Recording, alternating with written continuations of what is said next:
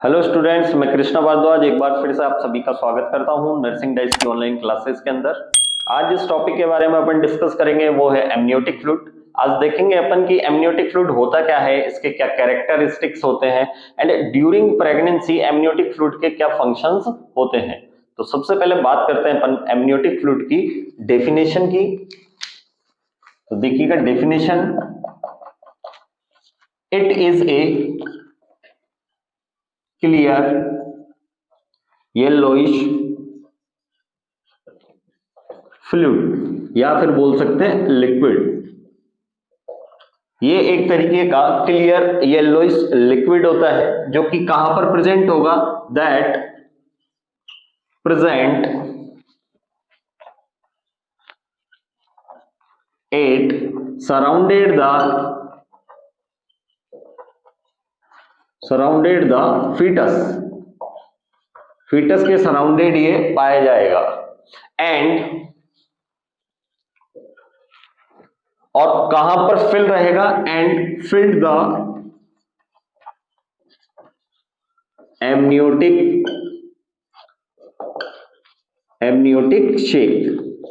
Amniotic sac mean होता है ये एक पाउच लाइक स्ट्रक्चर होती है या बोल सकते हैं एक बैग की तरह स्ट्रक्चर होती है जिसके अंदर एमनियोटिक फ्लूइड फिल्ड रहेगा।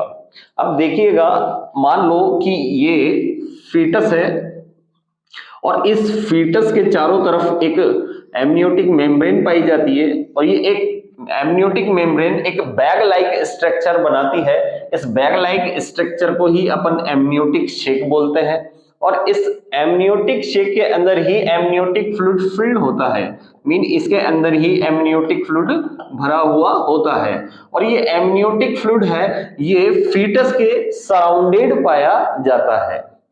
अब बात करते हैं कि जो ये एमनियोटिक शेक है इसके अंदर एमनियोटिक फ्लूइड आया कहां से।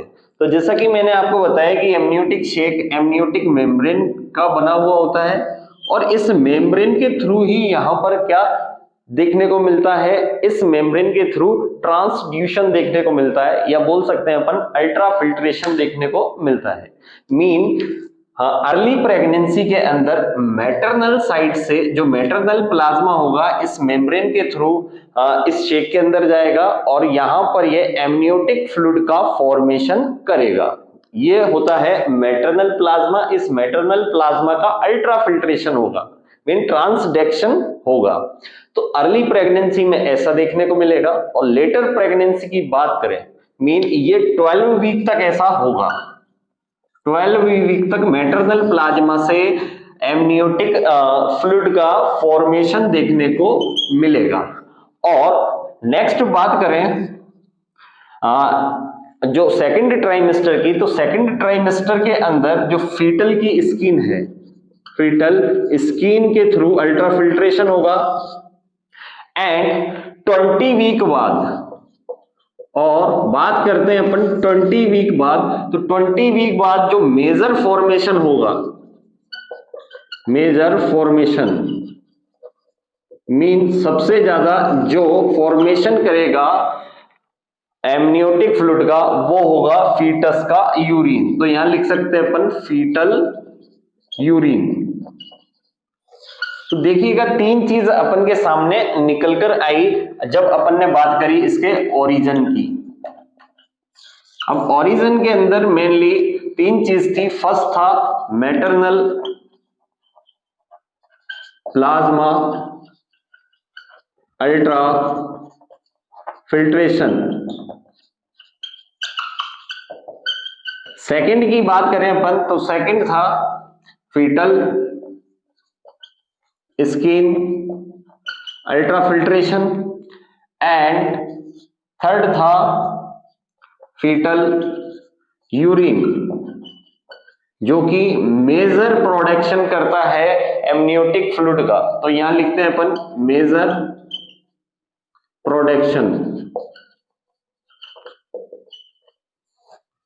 तो मेजर प्रोडक्शन फीटल के यूरिन से ही होता है एमनियोटिक फ्लूइड का।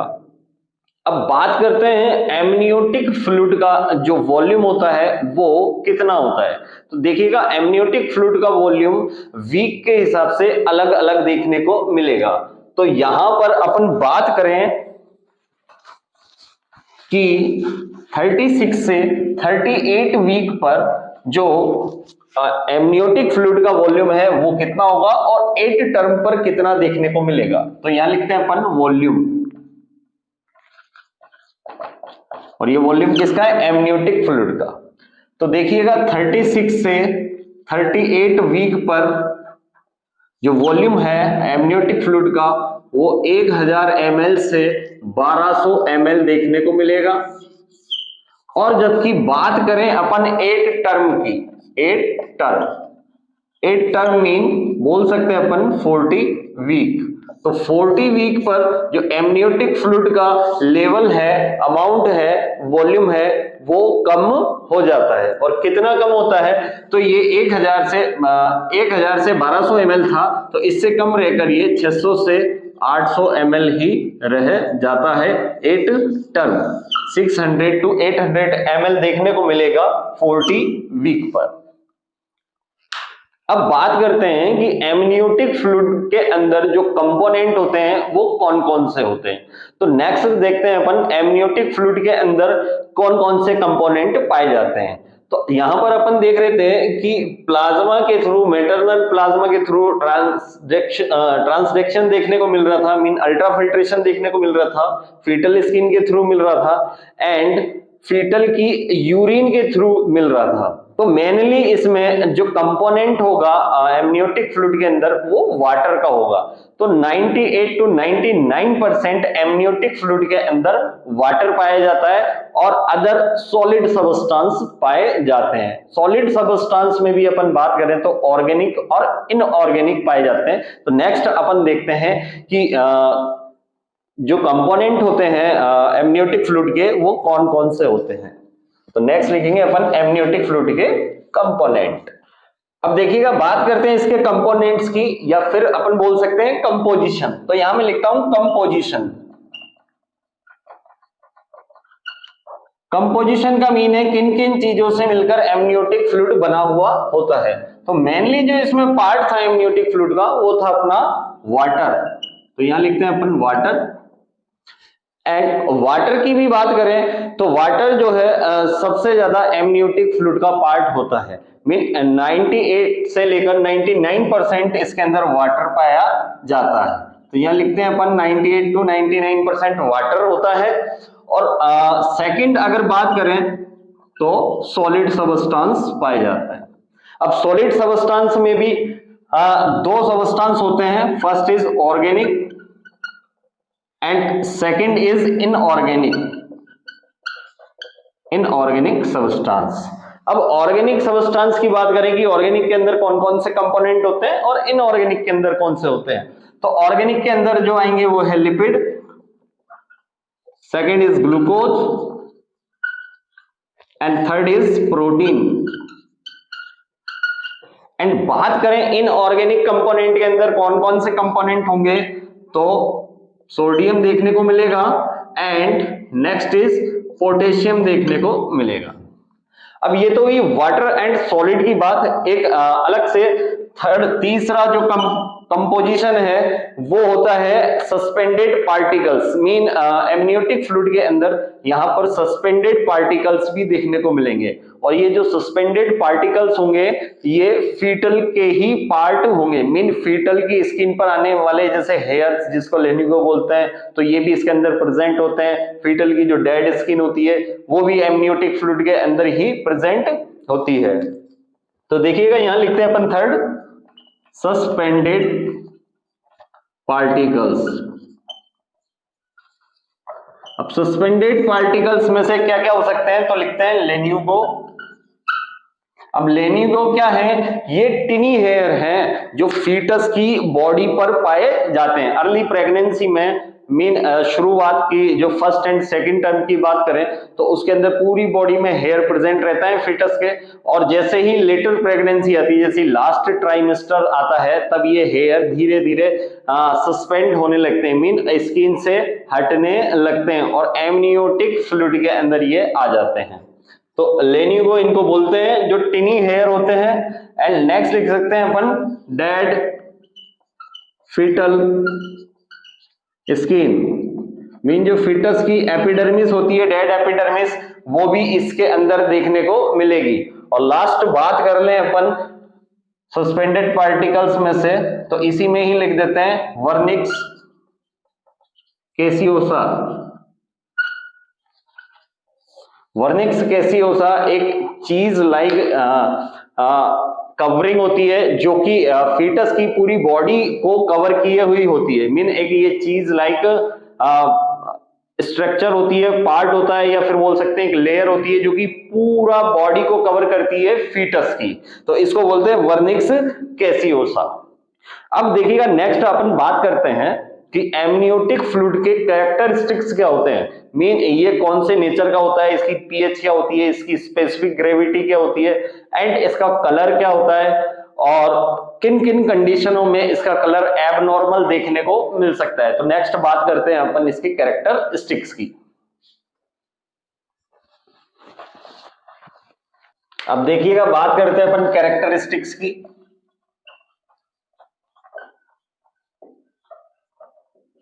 अब कैरेक्टरिस्टिक्स में जो अपन देखते हैं वो फर्स्ट देखते हैं एमनियोटिक फ्लूइड की पीएच। तो एमनियोटिक फ्लूइड की पीएच होती है 7.1 टू 7.2। मीन ये स्लाइटली एल्केलाइन देखने को मिलेगा, स्लाइटली एल्केलाइन। अब बात करते हैं इसकी स्पेसिफिक ग्रेविटी की। अब जो इसकी स्पेसिफिक ग्रेविटी है वो 1.008 टू 1.010 होती है। एंड नेक्स्ट बात करते हैं इसके कलर की। तो इसका कलर जैसा कि अपन ने देखा था क्लियर येलोइश मिलेगा। मीन यहां पर क्लियर स्लाइटली येलोइश देखने को मिलता है, स्लाइटली येलोइश देखने को मिलेगा। तो ये तो थी नॉर्मल कैरेक्टरिस्टिक्स की बात। अब इसके जो कलर की बात है, ये क्लियर स्लाइटली येलोइश देखने को मिलता है, बट कई कंडीशंस के अंदर इसका कलर चेंज हो जाता है। अब कौन कौन सी कंडीशन है और कौन कौन सा कलर चेंज होगा उन कंडीशंस में, तो वो देखते हैं अपन आगे। कि बात कर लें फर्स्ट कंडीशन की, तो ग्रीन कलर कौन सी कंडीशन में देखने को मिलेगा एमनियोटिक फ्लूइड का, तो अपन लिख सकते हैं मेकोनियम स्टैंड। मेकोनियम स्टैंड की कंडीशन के अंदर एमनियोटिक फ्लूइड का कलर ग्रीन हो जाएगा। मेकोनियम स्टैंड का मतलब है यहां पर जो फीटस है वो स्टूल पास आउट कर देता है एमनियोटिक फ्लूइड के अंदर ही, मीन यूट्रस के अंदर ही। तो यहां बोल सकते हैं अपन फर्स्ट स्टूल को बोलते हैं म्यूकेनियम। और ये यूजुअली ज्यादातर क्या होता है कि जब न्यूबॉर्न होता है और जब डिलीवर्ड हो जाता है फीटस, जिसको न्यूबॉर्न बोलते हैं, तो newborn first stool pass out करता है, उसको बोलते हैं मेकोनियम। अब ये मेकोनियम अगर फीटस वुम्ब के अंदर ही, यूट्रस के अंदर ही पास आउट कर देता है, तो उस कंडीशन में जो एमनियोटिक फ्लूइड का कलर है वो ग्रीन हो जाएगा, बिकॉज मेकोनियम का जो कलर है वो ग्रीन होता है और ये मेकोनियम एमनियोटिक फ्लूइड के साथ मिक्स हो जाता है। और एमनियोटिक फ्लूइड के साथ मिक्स होने पर जो एमनियोटिक फ्लूइड का कलर है वो कैसा देखने को मिलेगा, ग्रीन देखने को मिलेगा। अब क्या होता है कि एमनियोटिक फ्लूइड को स्वेलो भी करता है फीटस। अब जब वो स्वेलो करेगा तो स्वेलो करने के साथ साथ म्यूकेनियम भी वो स्वेलो कर जाएगा, तो उसके कारण एक कंडीशन देखने को मिलेगी जिसको बोलते हैं अपन फीटल डिस्ट्रेस। तो इस कंडीशन में फीटल डिस्ट्रेस देखने को मिलता है। मीन म्यूकेनियम स्टैंड की कंडीशन में फीटल डिस्ट्रेस की कंडीशन होगी, फीटल डिस्ट्रेस में आ जाएगा। नेक्स्ट अगर बात करें अपन तो गोल्डन कलर। अब गोल्डन कलर कब देखने को मिलेगा, तो अपन बोल सकते हैं RH इनकॉम्पेटिबिलिटी।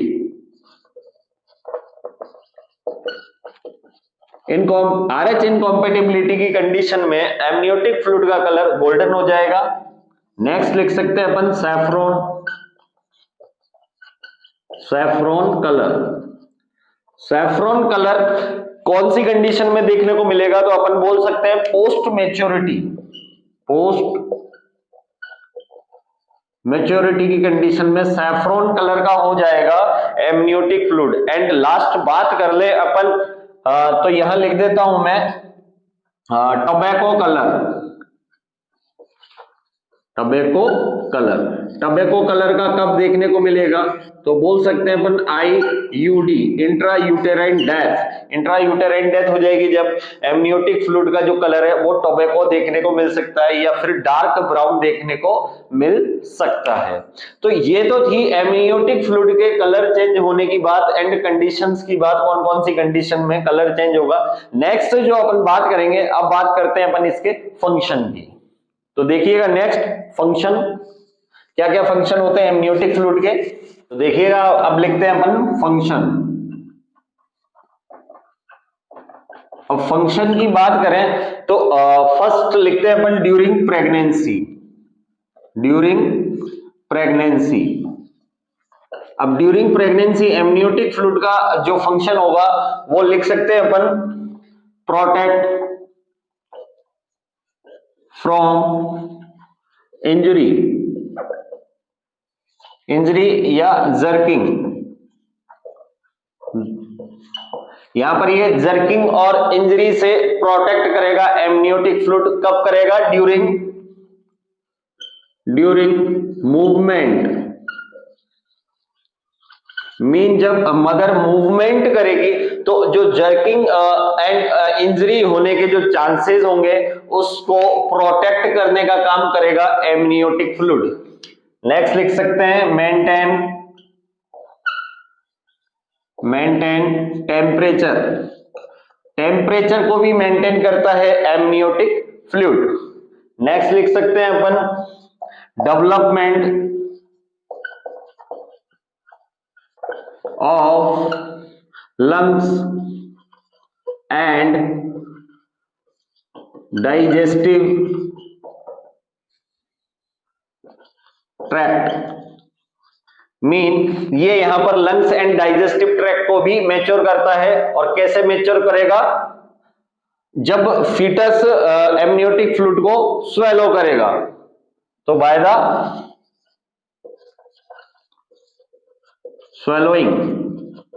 स्वेलोइंग के द्वारा, जब वो स्वेलो कर जाएगा तो उसके द्वारा क्या होगा? लंग्स और डाइजेस्टिव ट्रैक्ट क्या होंगे? मैच्योर होंगे। अब ये तो हुई ड्यूरिंग प्रेगनेंसी की बात। एंड ड्यूरिंग लेबर, यहां लिखते हैं अपन ड्यूरिंग लेबर। ड्यूरिंग लेबर पर इसके क्या फंक्शन होंगे? तो जो एमनियोटिक शेक है, मैंने बताया था एमनियोटिक शेक के अंदर एमनियोटिक फ्लूइड होता है और उसी के अंदर बेबी होता है। जब लेबर की प्रोसेस होगी तो एमनियोटिक शेक रप्चर होगा। और एमनियोटिक शेक किससे बना होता है? एमनियोटिक मेम्ब्रेन से। तो यहां लिख सकते हैं अपन रप्चर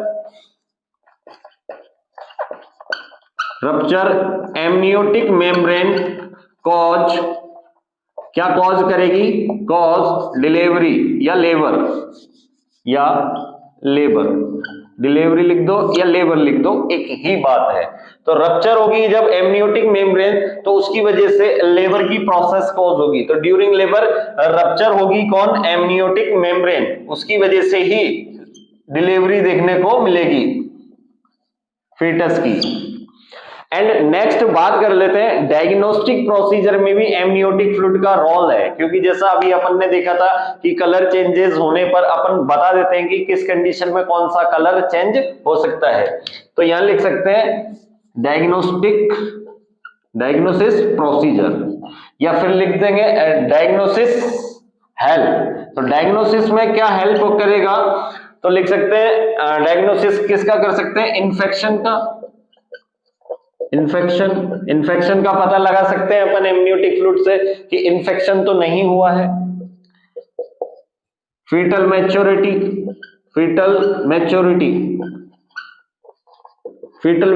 का पता लगा सकते हैं अपन एमनियोटिक फ्लूइड से। एंड एमनियोटिक फ्लूइड कम हो रहा है या फिर ज्यादा हो रहा है अमाउंट में, जैसा कि अपन ने देखा था कि नॉर्मल जो अमाउंट होता है वो 1000 से 1200 ml होता है 36 to 38 वीक पर। जो 8 टर्म होती है उस टाइम पर ये 600 से 800 रह जाता है। तो ये कम हो रहा है या ज्यादा हो रहा है, इसको भी डायग्नोज कर सकते हैं। तो कम होने को बोलते हैं अपन, यहां लिखते हैं अपन oligo, to diagnose oligo and poly hydro एमनियोज।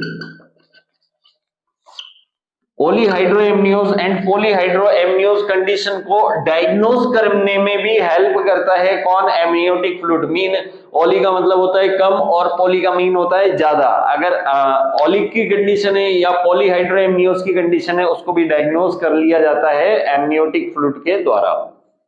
तो ये तो थी ओवरऑल एमनियोटिक फ्लूइड की बात। नेक्स्ट अब अपन पढ़ेंगे ओलिगोहाइड्रोएमनियोज और पॉलीहाइड्रोएमनियोज जो कि एबनॉर्मल कंडीशन है। तो आज की क्लास को अपन यहीं कंप्लीट करते हैं। नेक्स्ट क्लास में अपन ओलिगोहाइड्रोएमनियोज के बारे में पढ़ेंगे। अगर आपको क्लास में कोई भी प्रॉब्लम आई हो, कोई भी टॉपिक से रिलेटेड क्वेरी हो, तो आप कमेंट बॉक्स में कमेंट करके पूछ सकते हैं। और अगर आपको क्लास अच्छी हो तो लाइक कर दें, एंड चैनल पर आप नए हो तो चैनल को सब्सक्राइब कर दें। Thank you.